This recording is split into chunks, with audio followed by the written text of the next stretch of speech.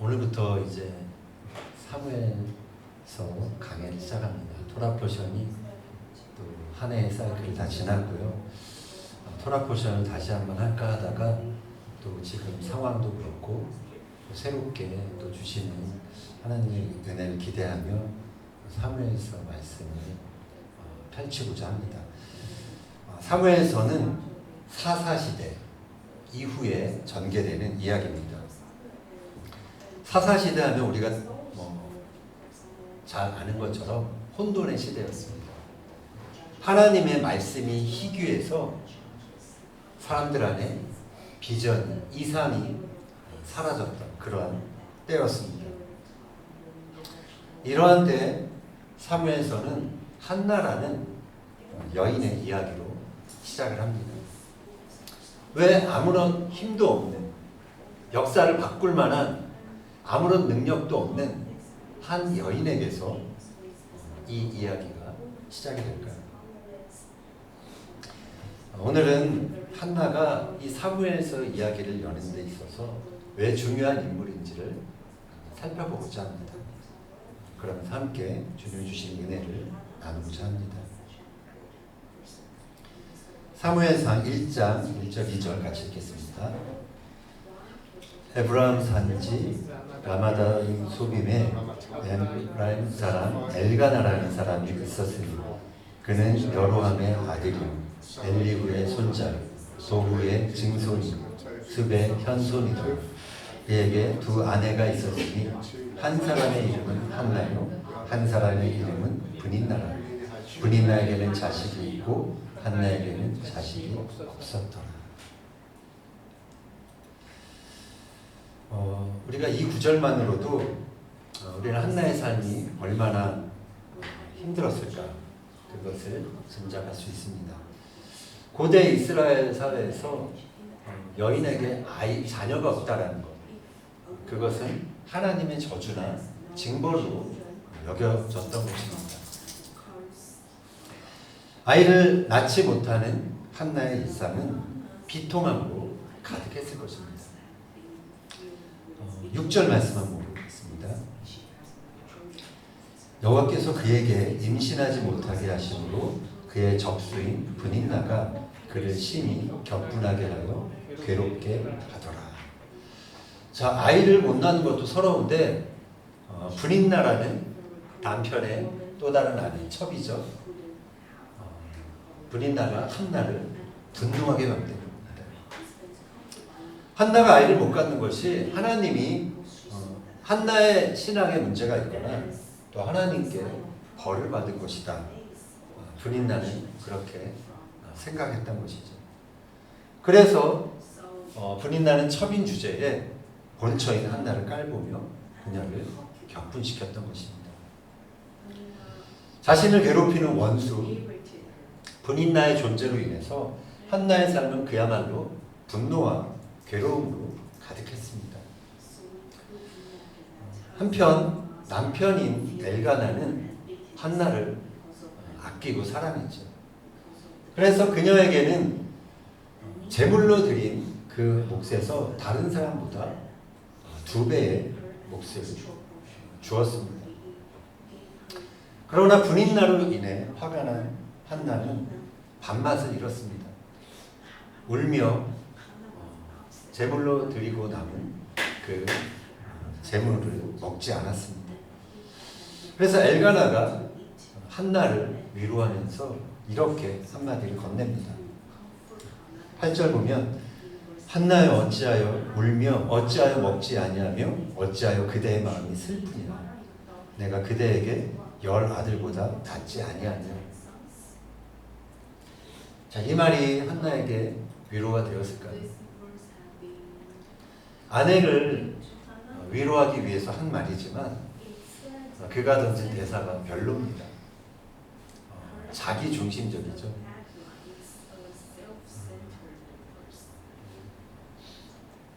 당신은 나에게 10 아들보다 소중해 이렇게 말했으면 오히려 조금은 위로가 되었을지 모릅니다.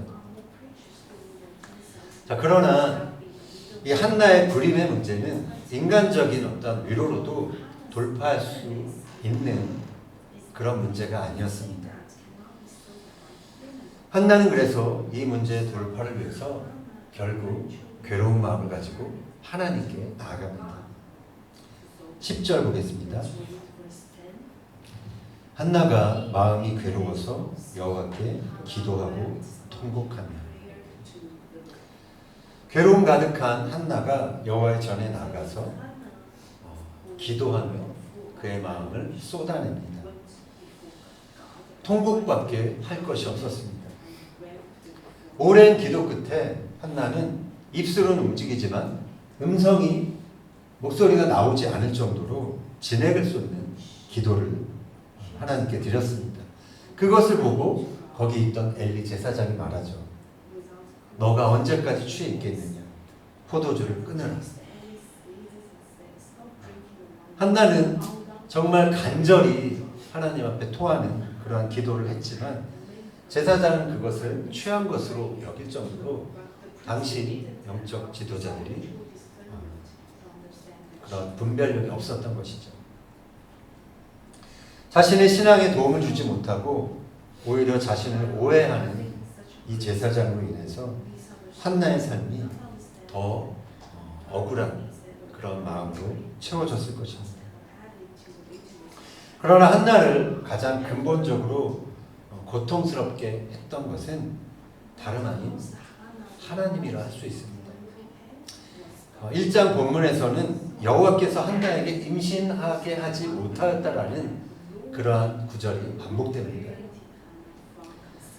한나를 가장 절망스럽게 했던 주체는 그래서 하나님이라 할 수 있습니다. 하나님께서 왜 한나의 태를 열지 않으셨을까요? 한나의 불임의 문제는 당시 이스라엘 민족의 그러한 모든 영적, 사회적인 그런 상태를 고스란히 보여주는 것이었습니다. 한나가 살던 시대는 사사 시대가 끝나가는 그러한 때였습니다. 사사기서 21장 25절 같이 읽겠습니다. 그때에 이스라엘에 왕이 없으므로 사람이 각기 자기의 소견에 옳은 대로 행하였더라. 이 말은 당시 시대 상황을 잘 요약해주는 말입니다. 이스라엘 백성은 하나님의 은혜로 가나안 땅에 오게 되었습니다. 그리고 그곳에 정착해서 살게 되었죠. 그러나 사사시대 200년이 지나면서 그들에게 있어서는 출애굽 때 있었던 그 구원의 감격도 그리고 가나안 땅을 정복했던 그 환희도 이제 사라지게 되었습니다. 이스라엘 공동체 안에는 사랑이 식어졌고 약자를 위한 행위도 행해지지 않았습니다. 하나님의 말씀이 들려지지 않아서 희미해져서 각자 자기의 소견에 옳은 대로 행하는 그러한 혼돈이 그 사회에 가득했습니다. 그 결과 그들은 가나안 사람들과 별반 구별 없이 살아갔던 것입니다. 가나안 땅의 문화와 우상 숭배에 동화된 채 아무런 비전과 소명이 없이 그렇게 살아갔던 것입니다. 이런 이스라엘 백성들은 가나안 땅에서 거룩한 하나님의 자녀들을 낳는 데 실패한 불임녀와도 같았던 것입니다. 한나는 바로 그러한 이스라엘을 상징하는 불임 여인이었던 것입니다. 하나님께서는 이러한 이스라엘의 상황을 돌이키기 원하셨습니다. 새로운 시대로 이 백성을 이끌길 원하셨습니다. 하나님의 구원과 회복의 역사를 다시 시작하기 원하셨죠. 그럴 때 한나가 하나님 앞에 나와서 이렇게 기도를 합니다. 11절 읽겠습니다. 서원하여 이르되 만군의 여호와여 만일 주의 여종의 고통을 돌보시고 나를 기억하사 주의 여종을 잊지 아니하시고 주의 여종에게 아들을 주시면 내가 그의 평생에 그를 여호와께 드리고 삭도를 그의 머리에 되지 아니하겠나이다. 자, 이렇게 기도하는 여인을 보고서 하나님은 이 순간 그 사사시대의 어둠을 뚫어낼 동역자를 발견한 그러한 순간이라 생각하셨을 것입니다. 하나님의 구원 역사가 이루어지는 데는 믿음으로 기도하는 이러한 믿음의 동역자가 하나님께도 필요한 것입니다. 하나님은 한나의 기도를 들으셨습니다. 그리고 그 후에 아들 사무엘이 태어납니다. 우리 교회에 2명의 사무엘이 있는데 이름의 뜻이 뭐죠? 사무엘. 모르세요? 사무엘. 엘은 하나님, 샤마, 하나님이 들으셨다라는 뜻입니다. 한나의 기도를 들으셨다, 그런 뜻입니다. 사사시대의 혼돈과 어둠을 끊어낼 한 사람을 일으키기 위해서 하나님께서는 이 한나라는 여인의 배후에서 일하셨던 것입니다. 하나님이 한나의 태를 닫으셨죠. 그리고 그녀를 격분시키는 원수를 가까이 두셨습니다. 그래서 한나의 일생에 괴로움이 가득하게 하셨습니다. 사람은 괴로워야 기도의 자리로 나아갑니다. 인간적인 어떤 내가 할 수 있는 어떤 그러한 모든 희망이 끊어지고 인간적인 희망이 사라져야 그때 하나님을 찾게 됩니다. 절망에 빠진 한나는 기도의 자리로 나아갈 수밖에 없었습니다. 하나님이 이끄신 그 기도의 자리에서 한나는 비로소 하나님과 동역하기 시작한 것입니다. 한나는 괴로운 일상을 다른 것으로 보상받으려 하지 않았습니다. 기도의 자리에 나가서 그녀에게 가장 괴로움의 문제인 이 불임의 문제를 해결해 달라고 제일 먼저 기도를 했죠. 그리고 아들을 주시면 그를 여호와께 드리겠습니다.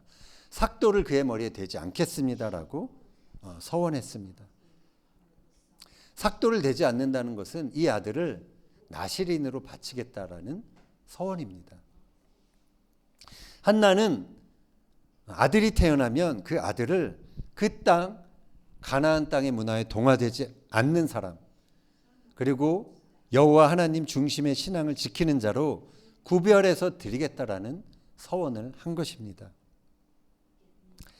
당시 나실인 제도는 가나안의 그 바알 종교를 막고 하나님 한 분을 섬기는 그 신앙을 지키기 위해서 레위 지파가 아닌 사람들을 성직자로 영입하는, 임명하는 그런 제도였습니다.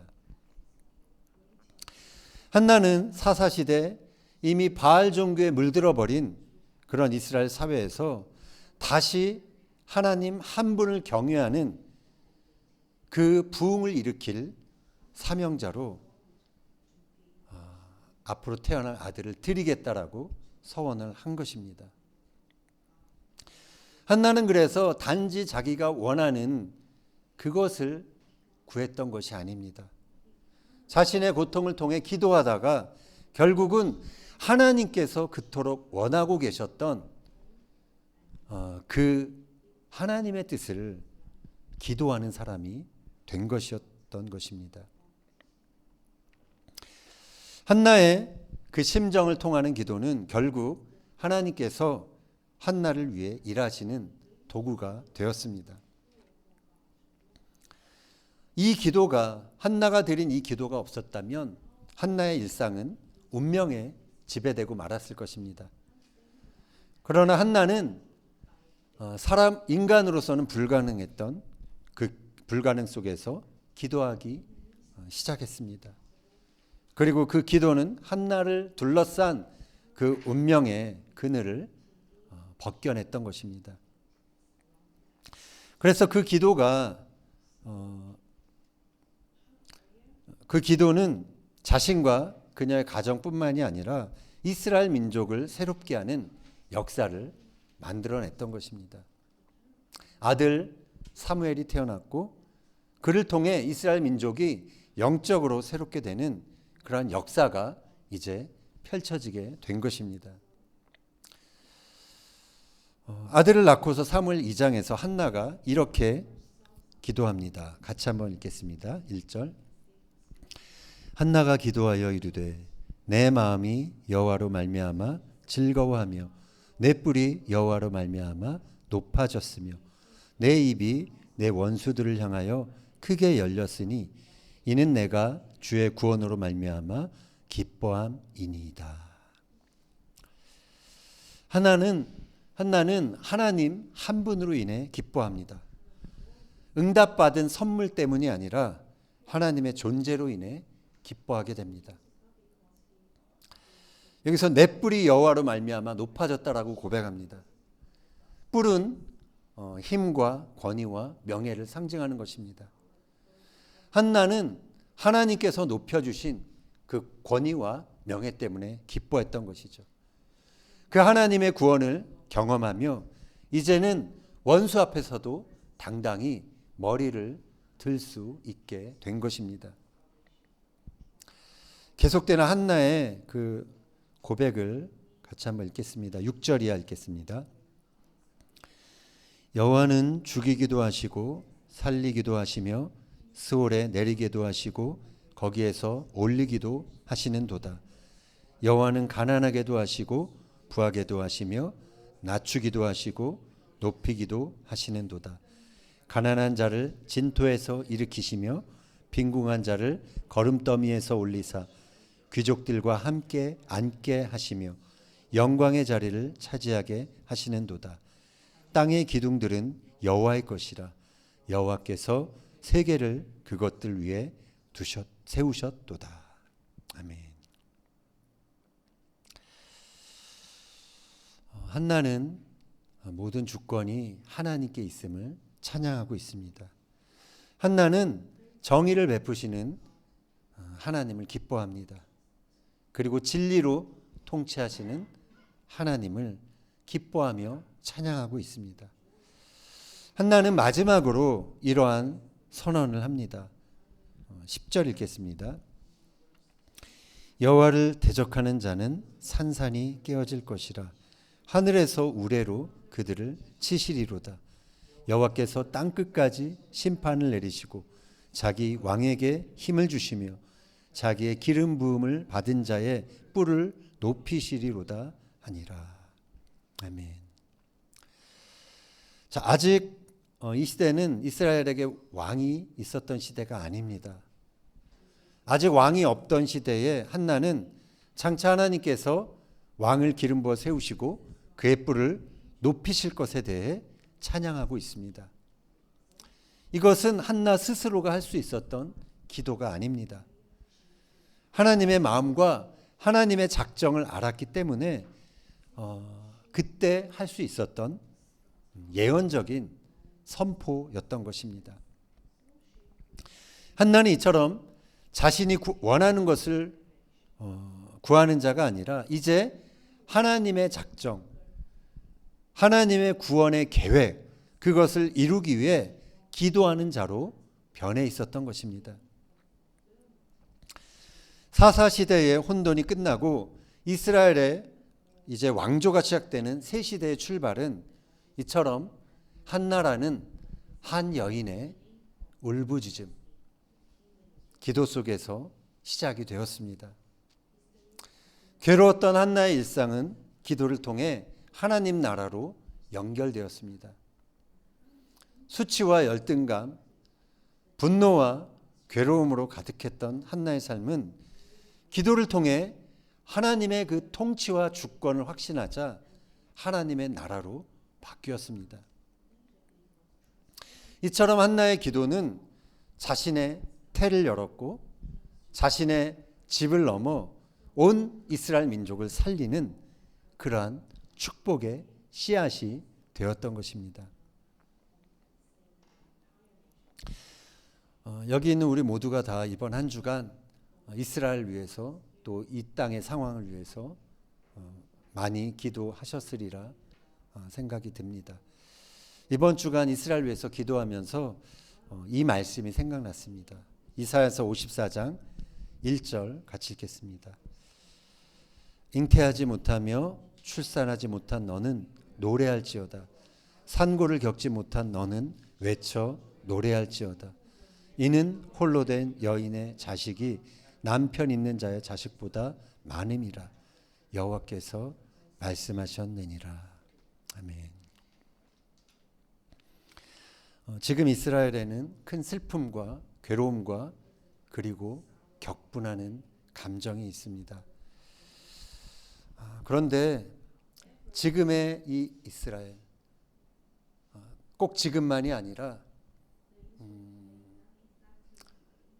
현재 이스라엘을 바라볼 때 오늘 우리가 살펴보았던 것처럼 처음에 그 한나, 아이를 낳지 못해서 고통 가운데 있는 이 한나와 같다는 생각을 하게 되었습니다. 그런 생각이 문득 들었습니다.